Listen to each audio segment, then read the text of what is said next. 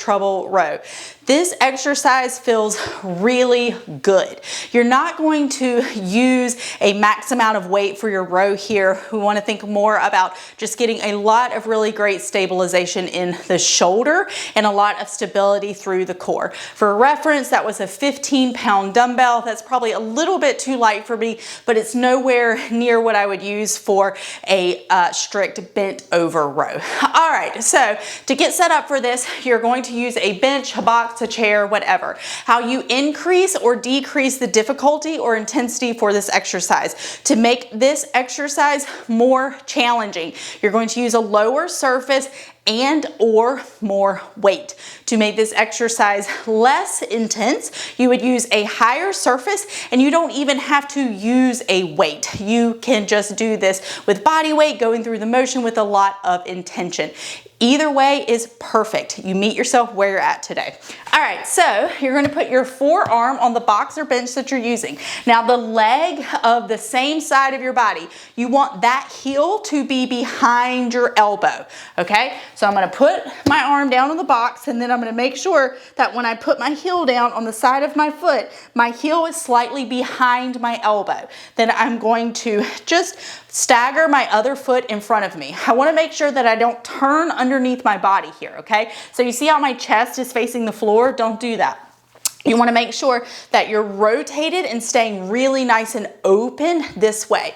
You're going to push up out of the box with this shoulder, and you also want to exhale, and you should feel some really nice oblique on the bottom side on here. Now, with your dumbbell, you're going to let it come right across your bra line, okay? Don't put it up here across your boobs, underneath your boobs, right across the bra line. And you can feel here, like if you have a weight in your hand, if you want to let that scap kind of move around the rib cage a little bit more, you can feel a really nice stretch in your mid back here, but don't let the shoulder roll up, okay? It needs to stay down. You're going to row here, and you want to think about that wrist coming to the edge of the bra line, okay? I don't want your wrist coming up in your boobs. Edge of the bra line. You see how that keeps my chest really nice and open, and I'm not caving in on myself, okay? So one row here. Now, all you're gonna do is your belly button is gonna face the floor, okay? I promise that some of you are gonna be like, how did she twist like that? All you're gonna do is roll over. So roll towards your hand.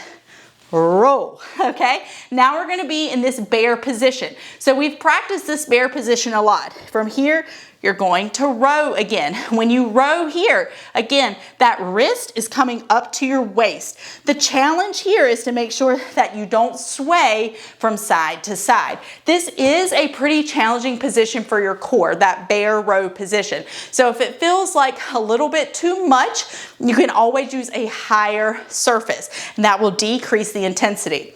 You want to make sure when you're in this bear position that you're really exhaling from the bottom up, and don't tuck your butt under you, okay? We don't want to look like this.